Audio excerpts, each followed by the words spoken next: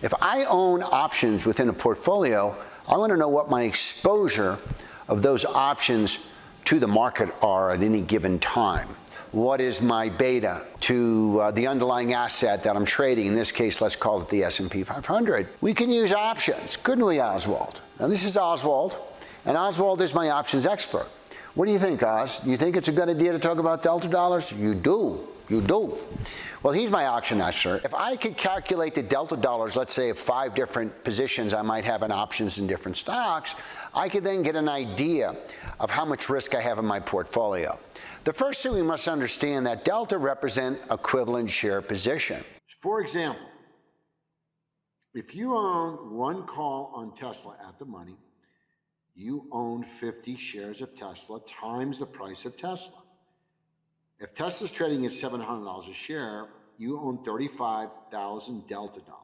That's your delta dollar position on Tesla. Now you might say, well, doesn't a call represent 100 shares? Well, that's at expiry, and if it's in the money or out of the money. If it's out of the money, it represents 0 shares. If it's in the money, it represents 100 shares. But how about the minute you buy it and there's time to expiration? Well, that 50 share position, or that equivalent share position, is 50 shares times the price of the stock, will give me delta dollars. So let's look at a portfolio, different options and stocks. Let's say you own 1 call at Tesla at the money, $700 a share. 1 call on Microsoft at the money, $260 a share.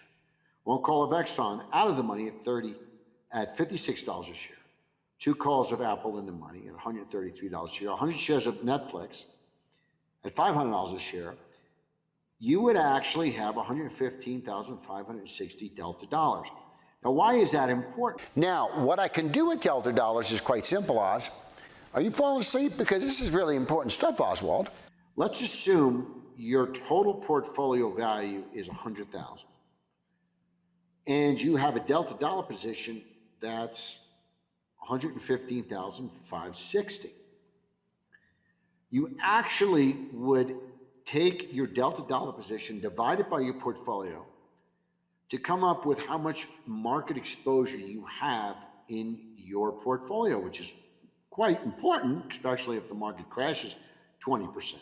And I could add up those deltas, and then I could figure out my beta. If you have a $100,000 portfolio, has a delta dollar position of 115, your beta is 1.15. You want to reduce your portfolio exposure to, let's say, 0.75. Now you can calculate how many puts at a particular delta you'll need to get your portfolio beta down to 0.75. It's simple. X divided by a $100,000 portfolio will give you a beta of 0.75. You solve for X. X comes to 75,000 delta dollars. So if I have 115,560 delta dollars, I need to get down to 75. I need to lose 40,560. If I decide to buy 20 delta puts to reduce my beta exposure using the SPY, how many puts would I need to buy to get down to 40,560 delta dollars? 120 delta put on SPY at $400 a share is 8,000 delta dollars. If I divide 8,000 into 40,560, it tells me how many puts I need to own. So delta dollars is very, very important if you're hedging a portfolio, if you want to know what your beta is, you want to know what your hedge ratio is. It becomes very, very important. New portfolio risk exposure, we're going to capture 3/4 of the upside and 3/4 of the downside.